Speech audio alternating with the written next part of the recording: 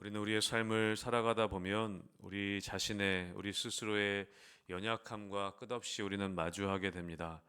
우리는 결심하고 또 결심하지만 너무나 쉽게 그것을 포기하고 또 사랑해야 할 사람을 미워하기도 하고 또 하나님 앞에 거룩하게 살겠다고 다짐하면서도 또 돌아서서 우리는 죄악의 자리로 나아가는 그런 우리의 연약한 모습을 발견할 때가 너무나 많습니다. 그래서 우리가 주중에 제자반 하고 있는데 제자반 할 때 처음에 우리 한 주간의 삶을 나누다 보면 나의 삶의 연약함을 늘 우리는 고백하게 됩니다. 성도님들도 돌아보면 한 주간 나의 살았던 삶의 모습을 돌아볼 때 우리가 순종해야 되고 또 하나님 앞에 좀 더 성장해야 되고 그런 것을 우리가 알지만 우리의 연약함 가운데 또 똑같은 삶을 살아가는 우리의 모습을 보게 됩니다. 또 그런 것을 우리가 성도님들 고백하시는 것을 또한 듣게 됩니다. 우리가 말씀을 듣고 함께 예배 드릴 때는 내가 말씀대로 살아야지 그렇게 또 나아가지만 우리의 삶의 자리에 나아가서는 여전히 또 똑같은 우리의 삶의 모습을 돌아가는 그런 우리의 연약한 모습을 볼 때 때로는 우리를 자책하게 되고 어쩔 때는 그런 정죄감 가운데 우리가 또 빠져들 때가 있는 것을 보게 됩니다. 사단은 그것을 이용해서 우리에게 그렇게 이야기하는 것이죠. 너의 그런 모습 가지고도 하나님 앞에 나아갈 수 있겠냐? 하나님이 너 같은 그런 모습을 가지고 나아갈 때 너를 용서해 주시겠냐? 사단은 끊임없이 우리를 그렇게 정죄감 가운데 빠져들게 만들어 갑니다. 또 그런 두려움들이 우리의 영혼을 짓누를 때도 있는 것을 우리는 경험하게 됩니다. 나 같은 사람을 하나님이 사랑하실까? 똑같이 반복하는 이 죄를 하나님이 용서하실까? 오늘 본문에서 다윗은 어제도 함께 읽었지만 다윗은 하나님이 어떤 분이신지, 하나님이 우리의 죄를 사해 주시고 또 우리를 인자와 긍휼로 관을 씌워 주시고 우리에게 좋은 것으로 우리를 만족하게 해 주시는 그 하나님이심을 어제 본문 가운데서 우리는 다윗의 그런 고백을 함께 들었습니다. 그래서 다윗은 자신의 영혼을 향해서 내 영혼아 여호와를 송축하라라고 그렇게 자신의 영혼을 깨우는 그런 다윗의 모습을 우리가 함께 보았습니다. 그리고 오늘 본문에서는 다윗은 바로 그러한 인간의 덧없음, 우리의 연약함과 부족함을 아주 정직하게 오늘 고백하고 있습니다. 특별히 오늘 14절 말씀에 보면 다윗은 이렇게 이야기합니다. 이는 그가 우리의 체질을 아시며 우리가 단지 먼지뿐임을 기억하심이로다. 우리가 14절 말씀만 읽으면 하나님께서 우리를 먼지 같은 존재, 아무것도 아닌 존재로 그렇게 여기시는 것이 아닌가 그렇게 우리가 생각할 수도 있을 것 같습니다. 그런데 하나님께서는 이것을 우리를 비하하시는 그런 말씀으로 이야기하시는 것이 아니라 우리의 모습은 우리가 예수 믿기 전에 우리의 모습은 이런 먼지 같은 인생이었는데 우리가 예수 그리스도를 믿고 하나님의 자녀가 되어서 하나님께서 그런 먼지와 같은 우리를 이 땅에 정말 먼지 같은 존재와 같은 우리를 기억하셨다라고 그렇게 고백하고 있는 것입니다. 여러분 그래서 우리가 13절의 말씀을 같이 한번 다시 읽어보겠습니다. 13절 말씀 있습니다. 시작. 아버지가 자식을 긍휼히 여김같이 여호와께서는 자기를 경외하는 자를 긍휼히 여기시나니 아멘. 우리 먼지 같은 우리의 인생을 하나님이 기억하셨다라고 기록하면서 하나님은 우리의 아버지가 되셔서 아버지가 자식을 긍휼히 여김같이 그런 먼지 같은 인생이었던 우리를 하나님이 기억하시고 돌보아 주시고 그렇게 긍휼히 여기신다라고 그렇게 오늘 다윗은 고백하고 있습니다. 하나님은 우리가 얼마나 깨어지기 쉬운 존재인지 그런 질그릇 같은 존재인지를 알고 계십니다. 우리가 연약하여서 작은 것 하나에도 두려워하고 또 사람의 말 한마디에도 상처받아서 잠 못 이루고 또 뜻대로 풀리지 않는 나의 삶의 문제 또 자녀들의 문제 때문에 눈물 흘리는 그런 연약한 존재임을 하나님께서는 아신다는 것입니다. 세상은 우리가 얼마나 강한지, 우리가 얼마나 많은 것을 가졌는지, 얼마나 성공했는지를 보고 우리를 평가합니다.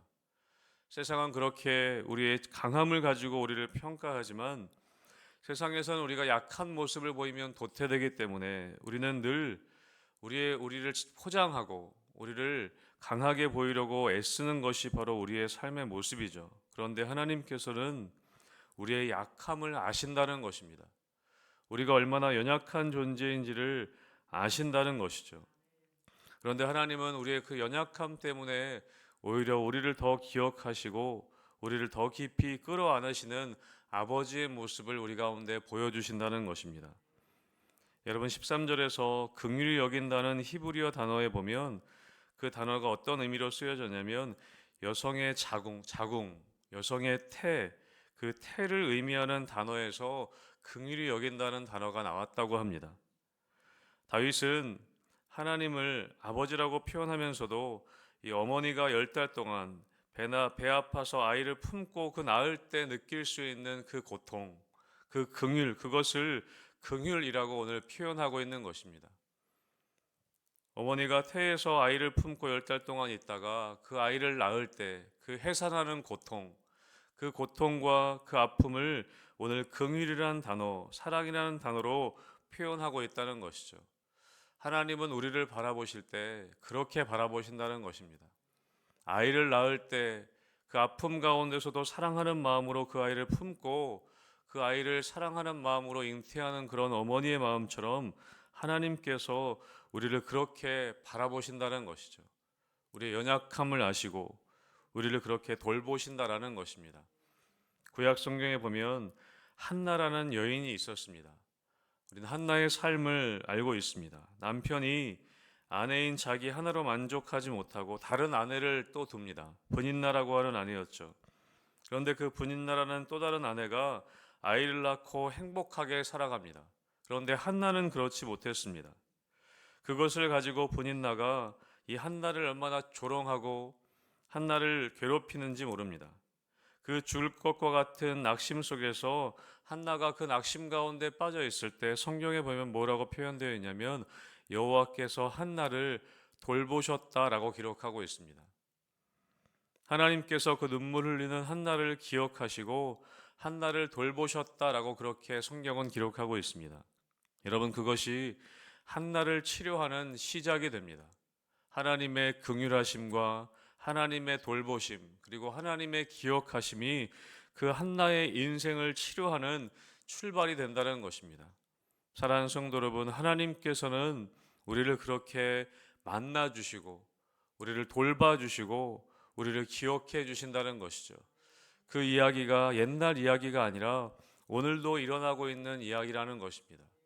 저는 우리의 삶에 하나님께서 우리를 그렇게 기억하시고 우리를 만나 주시고 우리를 돌보시는 긍휼히 여기시는 그 하나님 아버지의 마음을 여러분 매일의 삶에 경험할 수 있게 되시기를 주님의 이름으로 축복합니다.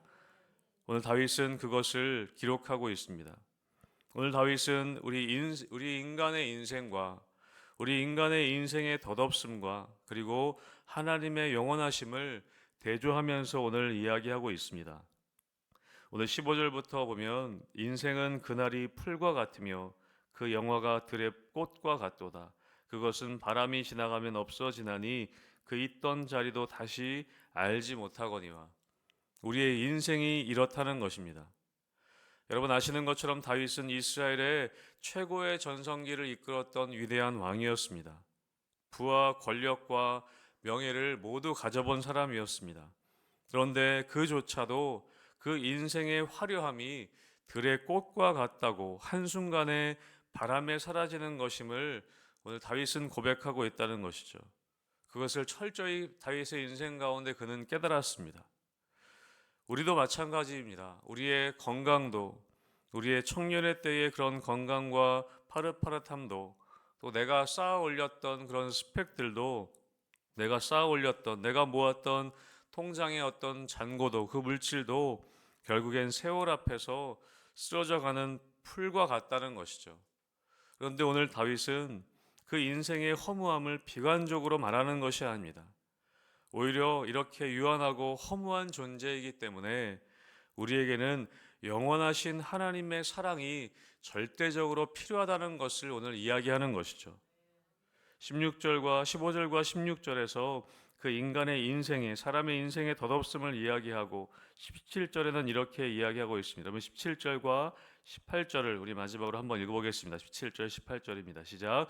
여호와의 인자하심은 자기를 경외하는 자에게 영원부터 영원까지 이르며 그의 의는 자손의 자손에게 이르리니 곧 그의 언약을 지키고 그의 법도를 기억하여 행하는 자에게로다.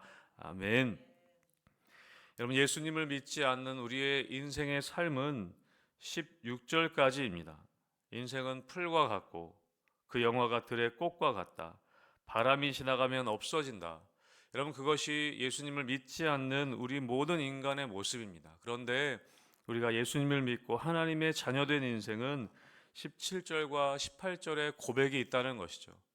우리의 인생은 그런데 하나님의 인자하심은 자기를 경외하는 자에게 영원부터 영원까지 이른다. 그리고 하나님의 그 의는 나의 자녀에게까지, 또 나의 자녀와 그 후손에게까지 이른다라고 그렇게 고백하고 있습니다.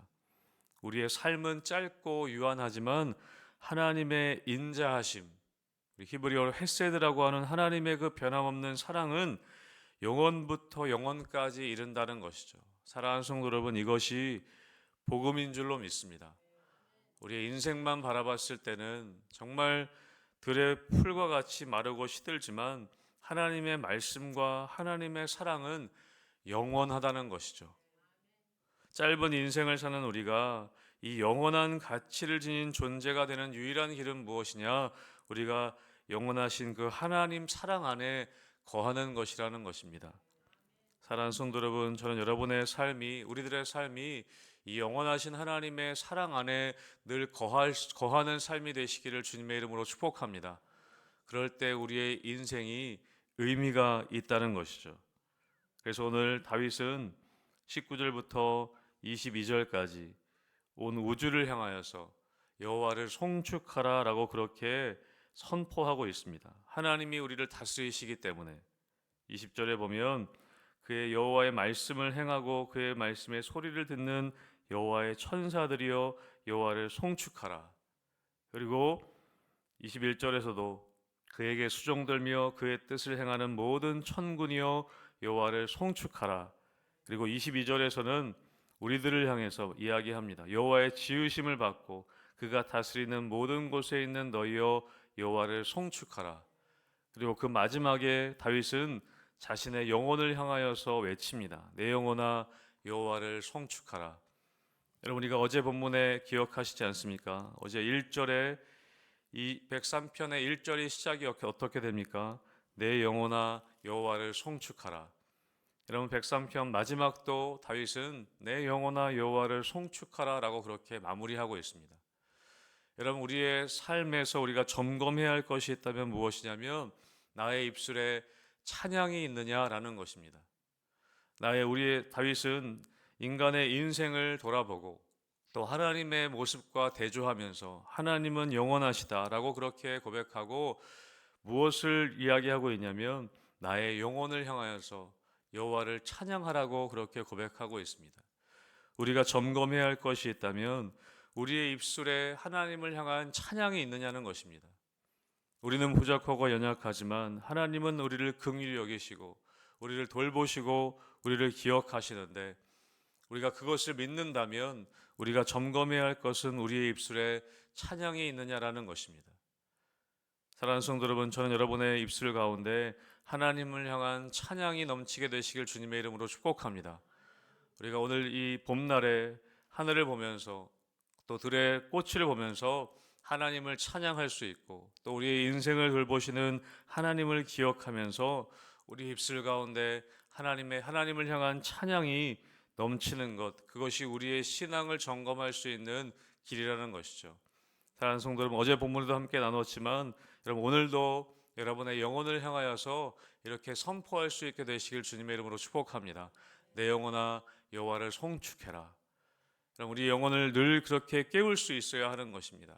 나의 영혼이 잠잘 때, 나의 영혼이 깨어있지 못할 때, 또 나의 영혼이 낙심하여서 넘어져 있을 때, 두려움에 떨고 있을 때 우리의 영혼을 향하여 다윗과 같이 고백해야 하는 것이죠. 나의 영혼아 여호와를 송축해라. 왜냐하면 하나님께서 우리를 돌보시고 하나님께서 우리를 긍휼히 여기시고 우리를 기억하시기 때문에 우리는 낙심하고 그 자리에만 있을 수 없다는 것이죠. 오늘 하루 살아가실 때 여러분의 삶 가운데 우리를 긍휼히 여기시는 하나님으로 인하여서 우리의 잠자는 영혼을 깨우고 하나님을 찬양하는 인생 되시는 우리 희망교회 성도님들 되시기를 주님의 이름으로 축복합니다. 아멘.